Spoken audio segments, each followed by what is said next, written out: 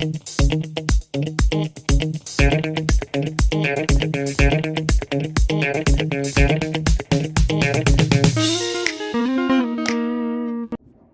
there, it's me again. So you all probably recognize the plant that's behind me, right? So the question today is, what will happen if I touch it?